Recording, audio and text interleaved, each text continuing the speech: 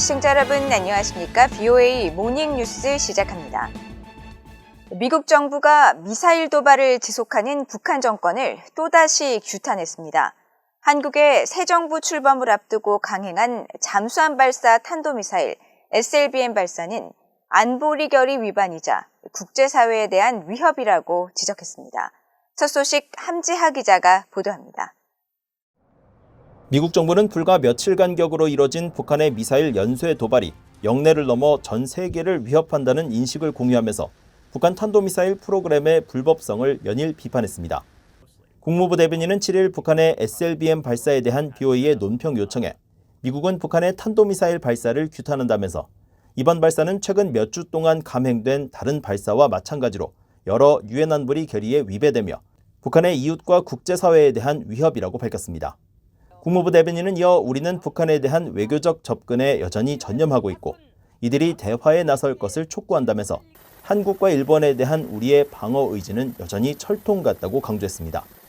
앞서 젠사키 백악관 대변인은 지난 5일 브리핑에서 대륙간 탄도미사일 발사를 비롯해 북한의 지속적인 영내 불안정 행위와 관련해 바이든 대통령은 한국과 일본의 안보에 대한 우리의 약속을 분명히 할 것이며 확장 억지 약속은 강철 같다는 것을 포함해 안보 약속을 재확인할 것이라고 밝혔습니다. 확장 억지란 미국의 우방이 제3국으로부터 핵 공격 위협을 받으면 미국도 핵 억제력을 이들 국가에까지 확장해 제공한다는 개념입니다. 존 커비 국방부 대변인도 5일 로이드 오스틴 미국 국방장관과 서욱 한국 국방장관의 통화 사실을 알리면서 확장 억지를 위해 미국의 모든 군사 역량을 동원해 한국을 지킬 것이라는 미국의 철통 같은 약속을 재확인했다고 전했습니다. 올해 본격화된 북한의 탄도미사일 발사 때마다 반복해 밝혀온 미국 정부의 이 같은 기조는 탄도미사일이라도 단거리일 경우 문제 삼지 않았던 트럼프 행정부의 대응 방식과는 분명하게 선을 그은 것으로 북한의 불법 무력 시위에 철저히 책임을 묻겠다는 정책 선회로 받아들여집니다.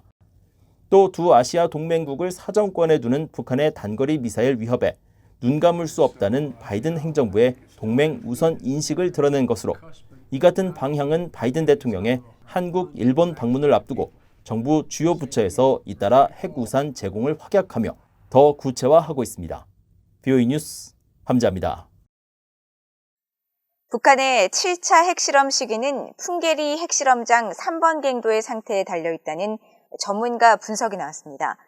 북한의 핵실험 시기는 바이든 대통령의 한국 방문 시점 등 정치적 고려보다는 준비 상태에 따라 결정될 것이라는 관측도 나왔습니다. 조상진 기자가 보도합니다.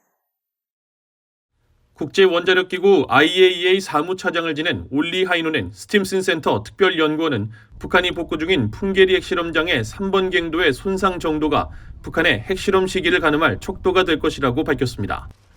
하이노넨 연구원은 6일 VOA에 2018년 북한의 풍계리 핵실험장 3번 갱도 폐쇄 당시 북한이 공개한 사진만으로는 갱도 내부 손상 정도를 파악할 수 없다면서 북한의 주장과 달리 당시 폐쇄된 3번 갱도 내부가 심하게 손상되지 않았다면 잔해를 제거하고 핵실험이 가능하도록 복구하는 데는 많은 시간이 필요하지 않을 수 있다고 진단했습니다.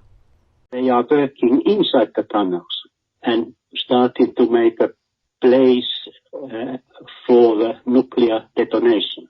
Or actually they went to the new phase and are installing some necessary infrastructure to be ready to do a nuclear test if they decide. 하이노넨 연구원은 이어 최근 위성사진 분석 결과 갱도 내부에서 굴착 후 생기는 잔해가 많이 발생하지 않고 있는 것을 발견했다면서 이는 외부에서 알지 못하는 이유로 굴착이 천천히 진행되고 있거나 갱도 손상이 심각하지 않아 핵실험을 위해 필요한 구조물을 내부에 설치하는 작업 중일 가능성이 있다면서 위성 사진만으로 평가하기는 어렵지만 후자일 가능성이 더 크다고 진단했습니다. 또 김정은 북한 국무위원장으로서는 북한의 핵 능력을 보여주는 정치적 메시지를 내기 위해 수일 내 핵실험 재개를 원할 수 있지만 여러 정보를 토대로 분석한 결과 바이든 대통령의 한국 방문 전에 가능할 것으로 결론 짓기는 어렵다고 지적했습니다.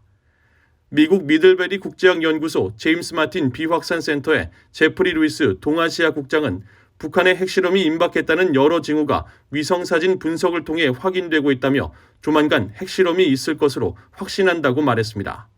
그러면서 북한이 바이든 대통령의 한국 방문 시기에 맞춰 핵실험을 재개할 것인지는 확실치 않지만 북한이 갱도를 복구하면 그 즉시 핵실험을 재개할 준비가 돼 있다고 말했습니다. I think the possibility is very high. Or I don't think it's timed to President Biden's visit, but I think we have since late February seen many signs that North Korea is moving to restore the test site to operation. In particular, we've seen North Korea digging a shortcut tunnel in order to reopen tunnel number 3, which was completed prior to the closure of the site in 2018. And so as soon as they have the tunnel opened up, I think they're ready to conduct the nuclear tests. 앞서 미국의 북한 전문 매체 38로스는 최근 보고서를 통해 북한의 풍계리 핵실험장에서 교량이 복구되고 화물차 등 차량의 움직임이 나타나는 등 7차 핵실험을 준비하는 여러 징후가 포착됐다고 밝혔습니다. 미국의 유력 언론인 CNN 방송은 정부 당국자들을 인용해 미국 국방정보기관들은 북한이 풍계리 핵실험장에서 이달 말 핵실험을 실시할 준비를 완료했을 가능성이 있다고 보고 있다고 보도했습니다. VOA 뉴스 조상진입니다. 한국의 윤석열 정부 출범을 앞두고 북한이 잇따라 무력 도발에 나선 것은 미국과 한국의 대북 공조를 흔들기 위한 것이라고 한국의 전문가들이 분석했습니다. 민간 연구기관인 한국국방안보포럼의 신종우 사무국장은 최근 잇따른 북한의 탄도미사일 발사에 대해 북한이 발사한 단거리급 잠수함 발사 탄도미사일 SLBM은 한국을 겨냥한 무기체계로 윤석열 정부 출범을 사흘 앞두고 이뤄졌다는 점에서 새 정부를 선제적으로 압박하려는 의도라고 분석했습니다. 한국 정부 산하 국책연구기관인 통일연구원의 홍민 북한 연구실장은 윤석열 정부 출범과 곧 이은 미한 정상회담을 앞두고 미국과 한국의 북핵 공조 강화 구도 속에 북한이 도발을 이어가며 전략무기를 과시하려는 것으로 진단했습니다. 김진무 숙명여대 국제관계대학원 교수도 북한이 전략무기들을 통한 무력 시위에 집중하는 것은 궁극적으로 미국과의 협상을 염두에 두고 최대한 빨리 무기체계의 기술적 문제를 보완해 협상력을 높이려는 의도로 분석했습니다.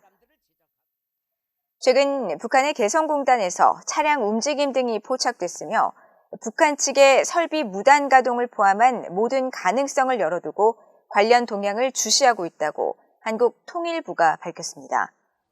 한국통일부의 차덕철 부대변인은 9일 정리브리핑을 통해 북한이 개성공단 내 남한 측 기업의 생산 설비를 무단으로 재가동한 동향이 파악됐다는 보도와 관련한 질문에 이같이 답했습니다.